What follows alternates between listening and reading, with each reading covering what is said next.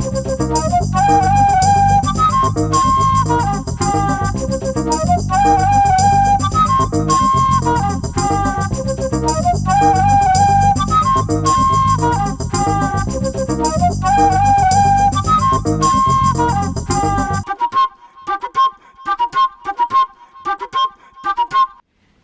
everybody, welcome back to another episode of Kavanaugh's Corner. Today in the show I'm going to be talking about a movie that I saw last week. This was a movie that I have been waiting for quite some time. I was very excited to see it. Of course, I did have to kind of really prepare for this because this is the first time I've been back to a movie since probably around like February or so. So this was the first time I'd gone to a theater in a while. I did have to wear a mask the whole time. Made sure to, really not touch much of anything. Thankfully, the movie theater was pretty dead. There's really nobody in there, and I'm okay. So I just wanted to really see this movie and experience it.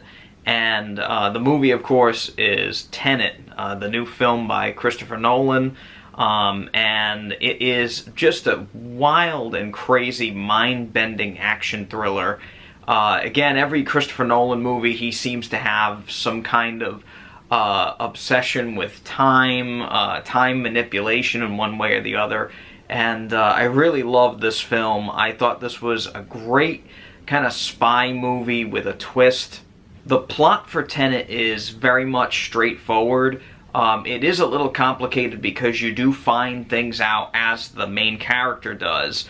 And the protagonist, played by John David Washington, is very much a kind of blank slate type of character. You really never find out his name in the entire film. He's just known as the protagonist. And I really love what him and Robert Pattinson could do in this film. I think the two actors really did a great job of really, showing that these guys are good at what they do without really telling too much about it. They just kind of act naturally in this part. And I really like the fact that these guys, seem to be having a good time. They really seem to be enjoying their roles in the film. And that doesn't always show in a movie, but in this one here, Washington especially really did a great job of just kind of, playing this part, and really no frills, but you understood through his actions that he does know what he's doing. He does know how to fight.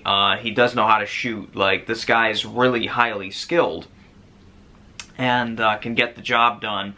And the movie as a whole, really gives him a lot of chances to really show off. The action sequences in this movie are phenomenal. I really enjoyed them. There is one fight in particular near the beginning, I should say about 30-40% into the film, that is really incredible. And I had never seen anything like it until now. In terms of fight choreography, I can't even imagine how they pulled it off. It was really stunning. And I think also Kenneth Branagh as the villain in this, he really chews up the scenery, but I liked him. I thought he did a good job.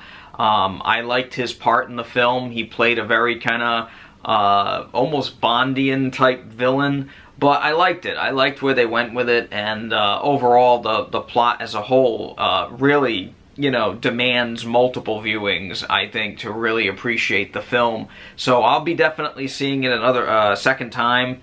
I probably won't be going back to the theaters to see it, but I will definitely be buying this when it comes out on home video, because I think this is a movie that probably gets better with multiple viewings, much like Inception and a lot of other Christopher Nolan's films. I think really the biggest thing about the movie that I really loved is that the cinematography in this is nothing short of breathtaking. I think his name is Hoyt van Hoytema.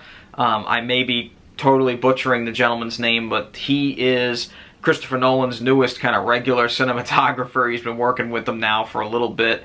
And I think, honestly, this guy does wonders with this movie. And even though the cinematography isn't as grandiose as, like, Dunkirk or Interstellar or movies like that, what they do bring in this film is just strikingly incredible images.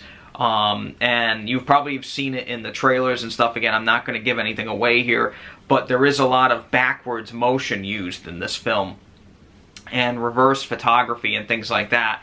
And I will say the special effects are some of the best I've ever seen, and I think that's because Nolan did basically all of the special effects in this film, with the exception of a few shots that were CGI. It's all in camera. And I can't even imagine what that took. That's an incredible, incredible feat. And they pulled it off. And honestly, I could not tell you what was CGI and what was not in this film. There was nothing in the movie that struck me as blatant CGI. So I really got to give them a lot of credit. They did a fabulous job with this movie. It looks amazing. It is probably the most usage of IMAX I've ever seen in a film.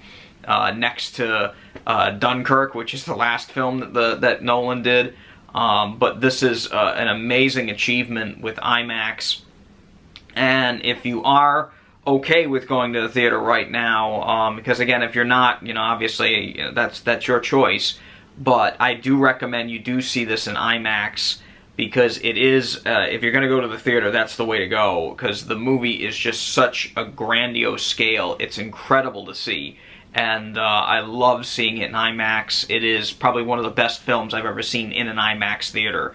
And I mean that. It is stunning to look at. And I cannot wait till this is on 4K so I can see it in that IMAX ratio, like Nolan always releases his films on home video like that. Last thing I want to talk about is the music by Ludwig Göransson. I may be mispronouncing this gentleman's name too, but his music is great in this. Very reminiscent of Hans Zimmer's past scores.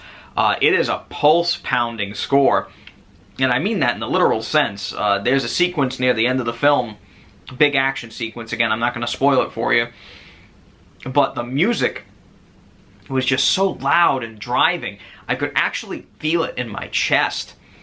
And afterwards, my girlfriend, who I saw it with, actually said the same thing. She was like, "Did you start to get like heart palpitations in that lesson?" I was like, "Yeah, I think it was the music. I think it was the bass in the music. It was like shaking me." And it was great. I mean, it's an amazing score. Again, without giving too much away, the score is dynamic with the film, so it's pretty cool. The only thing I have to talk about that was a little weird when I saw this movie, and a lot of people have reported on this, is that the sound mix is kind of a mess. And I don't know what it is, if this is Nolan's doing, or if it was just a mistake and they couldn't fix it before it went out to theaters, or if it was just my theater, I don't know. But I've heard it from a lot of people that have gone to see the movie, and I mean almost literally everybody, that the dialogue is actually very hard to hear on occasion, because the music is so loud and the sound effects are so loud that the audio of the characters speaking is like way too low. And I don't know if that's done as like an aesthetic choice, if that was purposeful, but I kind of found it annoying, and I almost kind of wish they put subtitles. Again, that was one little gripe that I have, but other than that, this is a new favorite of mine from Christopher Nolan. This movie really blew me away. Mentally, I was thinking about it for a day and a half, 2 days after the movie, after seeing it, and I really loved it. I really loved this movie, and I'm actually going to give it a 4.5 out of 5. I really loved it.